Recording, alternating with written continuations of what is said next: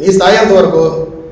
నీకు అసలు నీవు ఏ ఎలక్షన్లో కూడా నువ్వు వార్డు మెంబర్గా కానీ సర్పంచ్గా కానీ ఏదైతే గెలిచింది లేదు.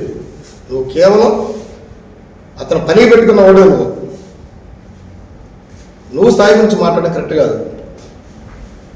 మీకోసం మీ నాయకులు మీ కార్యకర్తలు మాట్లాడడం అసలు కరెక్ట్ కాదు.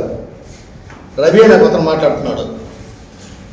రవి కొడుకు మొన్న ఈ మధ్య కాలంలో బైక్ మీద పోతే ఒక బైకర్ని కొట్టి వాడి దగ్గర రింగ్ పెట్టుకొని ఫోన్పేలో డబ్బులు కొట్టించుకొని రిమాండింగ్ 4 రోజులు రిమాండింగ్ పోయి వచ్చాడు. నువ్వు నిజాయితీ గురించి ఎట్టుందంటే అంత హాస్యాస్పదం.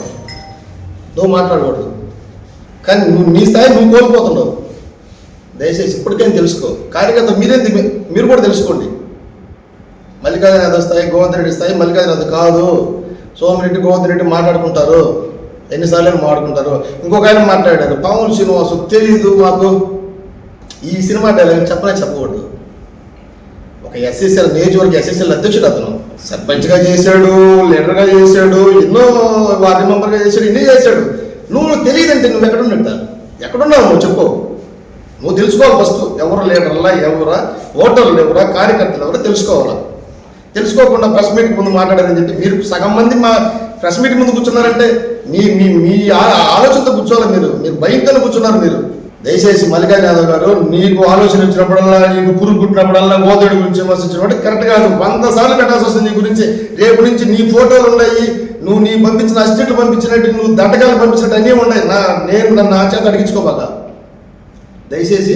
ఇప్పటికైనా తెలుసుకోండి. తర్వాత తాను చిన్న మా తమ్ముడే డమ్మాయిపాలెం పంచాయతీలో అంటే మొన్న 2 సంవత్సరాల క్రితం దాకా కూడా మాకు కూడా తిరిగాడు పాపం. ప్లాట్ తీసుకున్నాడు తమ్ముడు. తీసుకొని ఈరోజు ఆ కలుసు అంటాడు, ఈ కలుసు అంటాడు. కలుసు కోసం పోరాటం కూడా వచ్చింది మా తమ్ముడే కదా.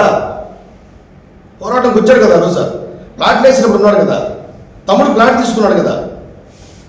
ఇంకా దాంట్లో మళ్ళీ ఈరోజు ప్లాట్ గురించి విమర్శించడం ఏంది, కలుసు గురించి విమర్శించడం ఏంది? నీ సమస్యలో మేము ఎప్పుడు రాలేదు. మేము వైసీపీలో ఉన్నప్పుడే కదా మీకోసం వచ్చింది. మేము అన్నిటికీ నువ్వు ఈరోజు విమర్శించడం కరెక్ట్ కాదు కదా. ఏదో భార్యలే వాడేదో ప్లాట్ తీసుకున్నాడు, వాళ్ళ భార్యకి ఏదో చిన్న ఉద్యోగం ఉంది, ఏదో చేసుకున్నాడు అని అనుకోకుండా వాడిని మనం మీరు బయట పెడితే వాడి జీవితం నాశనం చేసినట్టే కదా. చిన్న నువ్వు కూడా తెలుసుకో.